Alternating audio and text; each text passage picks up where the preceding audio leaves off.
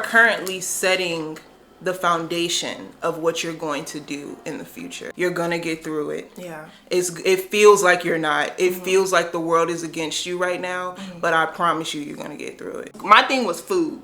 Yeah. I'm gonna go get a meal. Yeah. Okay. So definitely like your waistline.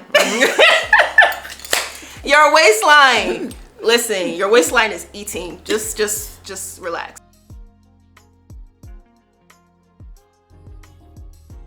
Hi guys, welcome back to my channel. My name is QueenBeluchi, and today I brought on a very special guest, someone very near and dear to my heart, my sister Kiki. Hello everybody.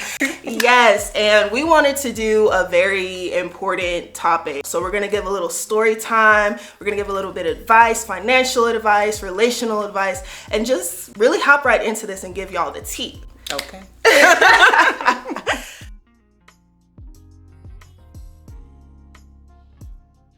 So the first advice that I would give myself, which is life advice, is to embrace change.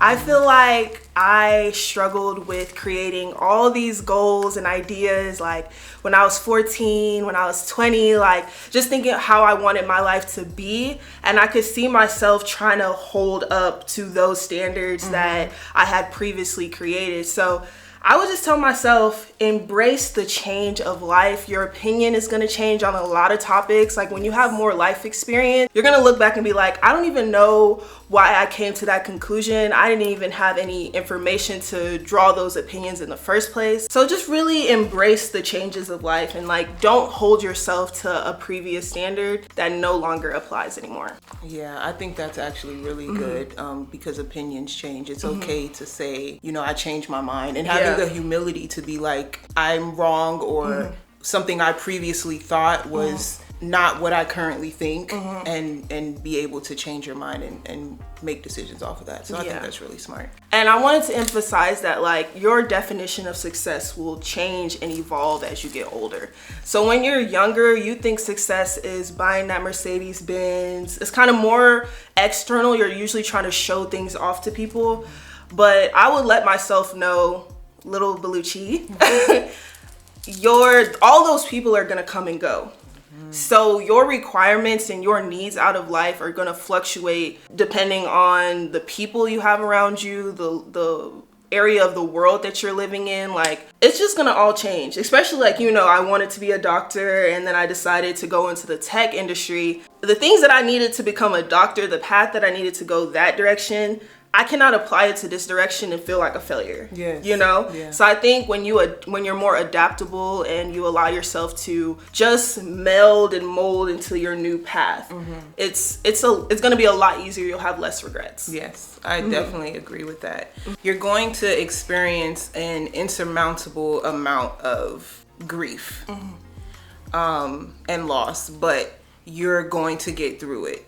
So, you know, I have lost very important people to me. I have lost some business opportunities. I have lost some friends, and I thought at that time that like my life was over. You know, got to some points where I didn't want to wake up the next day. Yes. When I look back and see the steps and methods that I used to get myself out of that hole, I'm really proud of myself. I don't talk about it often. But I'm really proud of myself, and I would tell myself like, you're gonna get through it. Yeah. It feels like you're not. It feels like the world is against you right now, but I promise you're gonna get through it. Grief is painful. One thing I would tell myself is to learn how to know when you're grieving.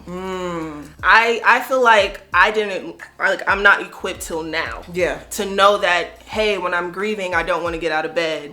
I don't want to do certain things, and to really differentiate what depression is and what grief is. I think that would be something that I would tell myself. Like, yeah, differentiating grief versus depression, because I have learned that I am a very when I'm in my depressed moments, I'm still functional, and when I am grieving, I'm not at all. But I would put them together, and I would think that because I was able to do work or produce, I wasn't depressed, and that was not the case. So yeah, definitely learning to differentiate grief and depression is very important.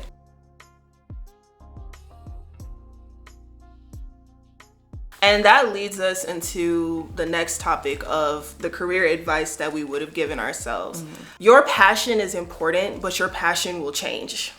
Yes.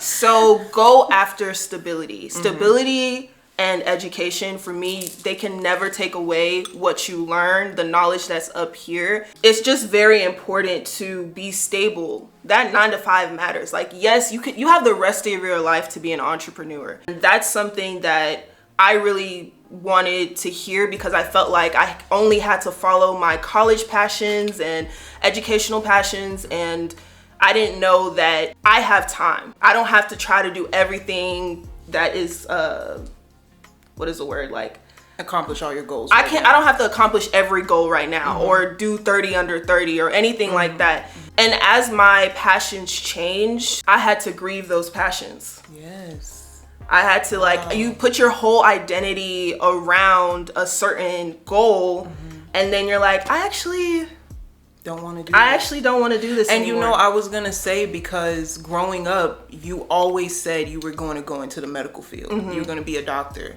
And literally up until you were actually in college is when you changed your mind. Yeah. But you're already there, and you've lived your entire, what was it at that point, 18, 19 years that this is what I'm going to do. And with it my was life. really a struggle for me as well, because I realized that it was easy for me. Like the college classes, chemistry, all those things, it was easy for me. So I thought, oh, because it's easy, I should continue down that path. Yeah. But something in my heart was like, this isn't the path. So just listening to my intuition, listening to myself, and just being stable, like I said, but also allowing yourself to change. Yes, giving yourself the space and the grace to change. I got that from Mrs. Kev on stage. Also, I don't want to forget this, but build your career around the lifestyle that you want. Yes. Okay? Yeah. You cannot say, and I love the teachers out there, but you cannot say I'm going to use a teacher's salary to buy a multi-million-dollar mansion. So definitely just know the careers that will make you money and get the lifestyle that you want. If you just want to be a stay-at-home wife or things like that, or you don't care to make millions, then that's a different decision. But if you want to be able to have that financial freedom, build your career dreams around that and not your passions. Yeah. Pay the teachers though, because they need students. They need it. My career advice that I would tell myself, I would tell myself that you are currently setting the foundation of what you're going to do in the future, and you don't even realize it. There's so many things that I do now in my career, and also creatively, that people ask me, like, how do you know how to do this? And I didn't get any formal training or anything. I did not go to college, and but the way I've been able to be a leader in my career and in the creative spaces that I work in is because I put in so much work as a youth, and I didn't even realize that's what I was doing then. All the studying I did of different art cultures and how to be a leader, all the books I read and everything, all those things set the foundation of who I am today. And that's why I consider myself, like, successful. Like you said, your definition of success can be different. I consider myself successful even though I didn't go to college, because that really bothered me a lot. Growing up, I felt like I wouldn't be the definition of successful if because I didn't get a college degree. But I'm doing better than a lot of people who did go to college. So, and I thank God for that. But yeah, I would tell myself that, you're setting the foundation for the things that you're going to do in the future, and keep at it, because it's going to pay off. And in that foundation, just make sure you're diversifying your skill set. Yes. So that you can apply it in different ways. Yeah. Like what you're saying, like you did a lot of things in the past that you just put everything together now to create a career in the creative world. So that's something I would tell myself too. Like, don't be so one-track minded. Have a plan A, B, Z, D, E, and just all of the things that you care about, whether it's like, I like playing the piano, I like doing this, like continue to hone those skills, because you don't know where it's going to show up in your career path. And you don't know what you're going to use for what. honestly. There's so many things that I use from work, like my 9 to 5, in my creative space. Yeah. And there's so many things I've learned in the creative space that I use at work.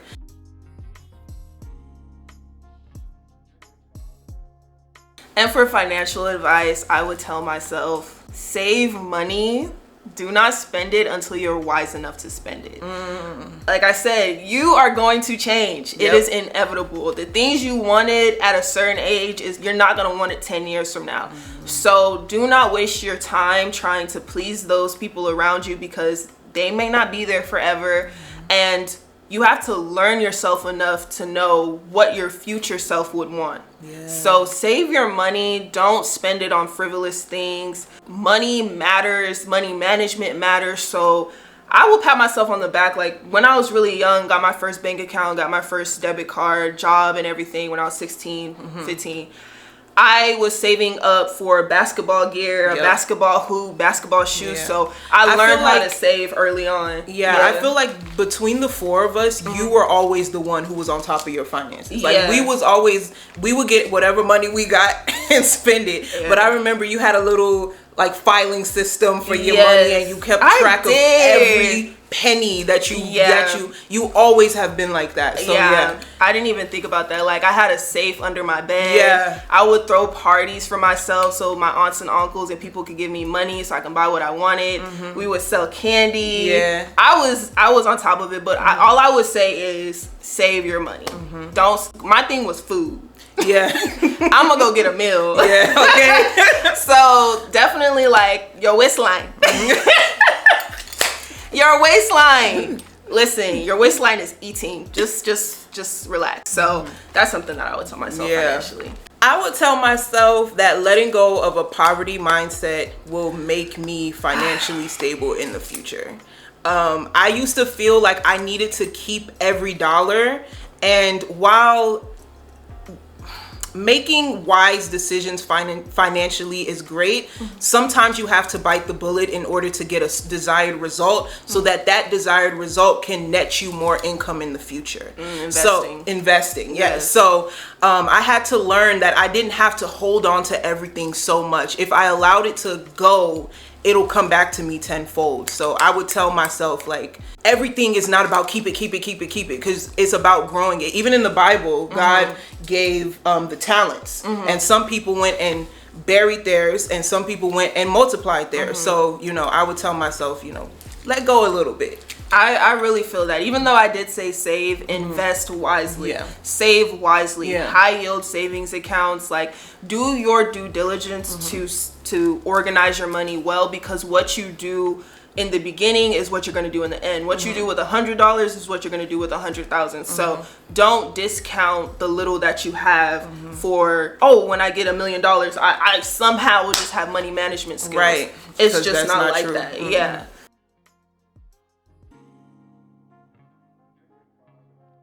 And on the topic of wisdom and being wise, I wanted to move into relational advice. So that can be with your boo thing, that can be with your parents, that can be with, your friends.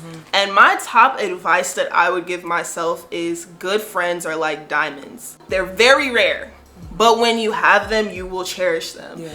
Do not cut people off over every little thing. I remember I cut one of my friends off because I felt like she was boy crazy. And then I became boy crazy, and then I understood.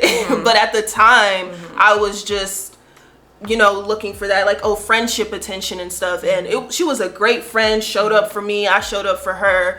But it was just down to me not having the wisdom to know that your network is your gold. You can have $1 million and be alone, or you can have nothing and have the wealth of the people around you. You will never be broke. You'll never be poor. So just valuing the people in my life, that was something relationally. Yeah, I'll take that $1 million though. No, I cannot with loneliness. No. But you get I understand. Yeah, for sure. Sentiment. So what I would say on the topic of relationship is that relationship in general will teach you relationship with yourself. Who you are connected to friendship wise, at work, your lover, all of that, it teaches you how you're going to end up treating yourself. What you're willing to accept from these people is how you treat yourself. So I would tell my younger self to be mindful and wise about who you have in your circle, like she stated about friendship and stuff. All of those people can be diamonds, but you have to find those diamonds, and like she said, they are rare. So I would say, the people you keep around you, which is typically cliche, but the people you keep around you is a reflection of who you are truly. So, and if you want to know who you are, look at the people around you. How do they handle things? How do they show up in the world? I think that's really important. And I wanted to add on another advice, which is like your relationship with your parents. They are a human being. They are not a god. They are not this thing that is outside of you. Because one of the things that I've learned is, one, as you get older, you start looking like your parent, like physically. You start acting like them. You're like, oh, my mom used to do this, so now I'm doing this. So if you hate things that your parents do, and then you end up doing them, innately you'll start hating yourself because you are your parents in a way. And you just have to make sure that you make peace with the decisions that your parents made at that time. Because as you were growing, they were also growing too. And that's just seeing the human nature in them and learning how to give them that grace and that compassion and patience with them and yourself, because you have to do that in order to do it for yourself. Just to go off of that a little, I think personally my relationship with mom got better when I started to view her as another woman. And when I started getting older and I started going through things that women typically go through in life, and seeing how I was like getting overwhelmed, I was just thinking like, now imagine doing all of this and having 4 kids to take care of. I would probably lose my mind. So I learned to have a little more compassion for mom and the things that I didn't really have compassion for in the past because of that. Because you really think like, what would I do under those circumstances, under those the financial pressure? Each kid is in different schools and you have to try to show up while also going to work in your own personal life. So I give mom a lot more grace now. And tying into that, I want to talk about sisterhood. Right? Some advice in that realm of family. Cherish the memories. The moments. Your time with them is fleeting. They're going to start their own families. They're going to move across the country. They're going to be traveling with their own friends. You think you're the main character because it's like you're living your life, but your siblings, if you have them, or your cousins, whatever the case, like they have their own lives. So when you are doing cookouts, when you are doing, for us, we did movies. We were a movie sisterhood. We loved movies. And I am Cheetah Girls. One specifically, the very first one was like our movie, and to this day we still say quotes from the movie. Our group chat is named Cheetah Sisters. There's 4 of us because there's 4 of us, and we all had a role. We were all a different character from the movie. And those moments where we used to watch, because we had the DVD, so we used to watch it all the time, like every weekend. And I think we would probably know it word for word. We learned the dance moves. You were Raven. I was Aqua. Ray was, I don't know, Chanel, and Coco was Dorinda. The white girl. She hated us for making her the white girl. Yeah, she hated us for making it. But she was the youngest, so she didn't have a choice. But cherish those moments. Like our sisterhood bonded around that movie, and you put the DVD in and you don't know that was the moment. This is a moment. That was your childhood moment that you're always gonna remember and always gonna. When we're 50 plus, because we're in different age ranges, but like we're gonna start saying, oh, we're in our 60s. Because we were born close to each other and stuff. So we're gonna have that moment to cherish forever. So definitely making the most of the moments. Even now I try, like whenever we're all together, which is very rare because we all live in so many different places and have so many different things going on in our lives. But I try to hold on to them because in 10-20 years these will be the moments of our 20s. And so, like, this could be a moment right now. Like, this is definitely a moment. I love it.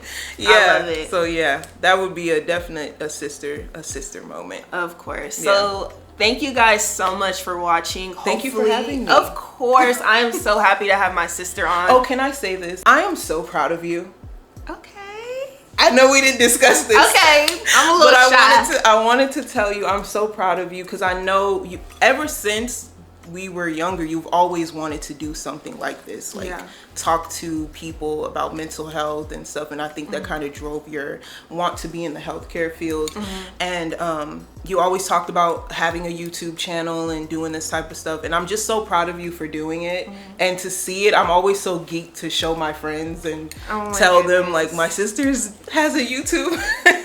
I'm like your biggest cheerleader. Oh my gosh, she's so always proud been. of you. Always been. We're each other's number one fan. Yes, absolutely. Yes, I really appreciate that. I really appreciate you for coming onto my channel. Your energy, I wanted my subscribers to really feel your energy and the love that I have in my life. Thank you for dragging me out of my shell.